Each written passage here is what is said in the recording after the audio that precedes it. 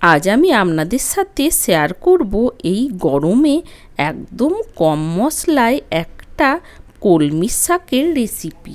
এই রেসিপিটা বানানোর জন্য নিলাম একটা রাঙা আলু, তার সাথে নিলাম কয়েকটা বরবটি, আর নিলাম কিছুটা পরিমাণ কুমড়ো, সাথে নিলাম ডালের বড়ি আর বাদাম,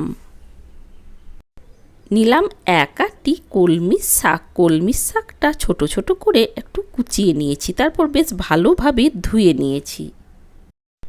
একটা প্যান বসিয়ে নিলাম, প্যানের মধ্যে দিয়ে দিলাম খুব সামান্য সর্ষের তেল। অবশ্যই আপনারা রান্নাতে যে যেমন তেলের ব্যবহার করেন সেই অনুযায়ী তেলের পরিমাণটা দিয়ে এই রেসিপিটা বানিয়ে নিতে পারেন। এবার চীনা বাদামগুলো ওই তেলের মধ্যে দিয়ে একটু ভেজে তুলে নিলাম। এবার ওই চীনা বাদামগুলো প্যান থেকে তুলে নেওয়ার পর দিয়ে দিলাম ডালের বড়ি। বড়িটা প্রথমে একটু নাড়াচাড়া করে নেব। বাদামগুলো ভাজার সময় যে তেলটা ব্যবহার করেছিলাম ওই তেলের মধ্যে দিয়েই বড়িগুলো ভেজে তুলে নিলাম। প্যানের মধ্যে দিয়ে দিলাম সামান্য সর্ষের তেল, তার সাথে দিয়ে দিলাম এক পিস শুকনো লঙ্কা, দিলাম সামান্য গোটা জিরে।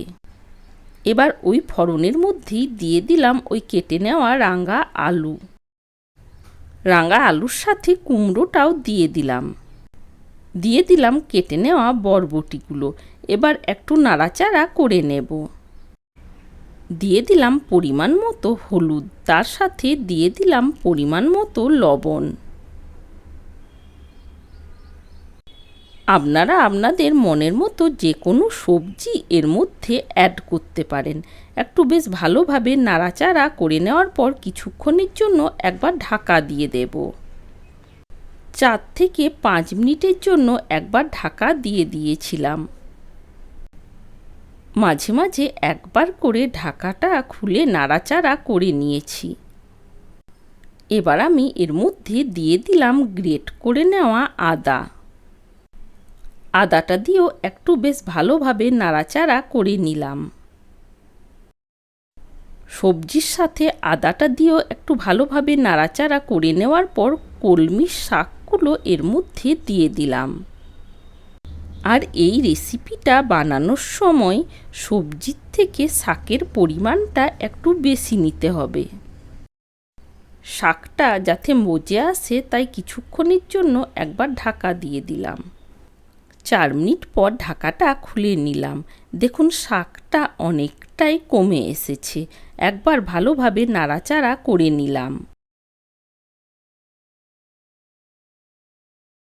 শাকটা থেকে যে জল বের হয়েছে ওই জলের মধ্যে দিয়েই সবজিগুলো সেদ্ধ হয়ে এসেছে।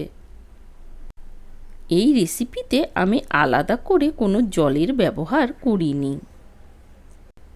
বেশ ভালোভাবে একটু নাড়াচাড়া করে নিচ্ছি। শাকটা কাটার সময় একটু ছোট ছোটভাবে কুচিয়ে নেবেন, তাহলে দেখবেন খুব সহজেই সেদ্ধ হয়ে গেছে। এবার এই রেসিপির মধ্যে একটা স্পেশাল মশলা আমি দিয়েছি। সামান্য 5 ফোড়ন আর কসুরি মেথি ড্রাই রোস্ট করে গুঁড়ো করে নিয়েছিলাম, ওটা এর মধ্যে দিয়ে দিলাম। তার সাথে দিয়ে দিলাম ভেজে নেওয়া বাদাম আর ভেজে নেওয়া বড়ি। বড়িটা আমি একটু গুঁড়ো করে এর মধ্যে দিয়ে দিলাম। বেশ ভালোভাবে একটু নাড়াচাড়া করে নিচ্ছি। আপনারা চাইলে এর মধ্যে সামান্য ঘিও দিতে পারেন। দেখুন তৈরি হয়ে গেছে। আজকের এই নিরামিষ কলমি শাকের রেসিপি আপনাদের কেমন লেগেছে কমেন্ট করে জানানোর অনুরোধ রইল। ভালো লাগলে একটা লাইক দিয়ে এই চ্যানেলের সাথে থাকার অনুরোধ রইল। ভালো থাকবেন, সুস্থ থাকবেন। আবার দেখা হবে অন্য কোনো রেসিপির সাথে। Thanks for watching.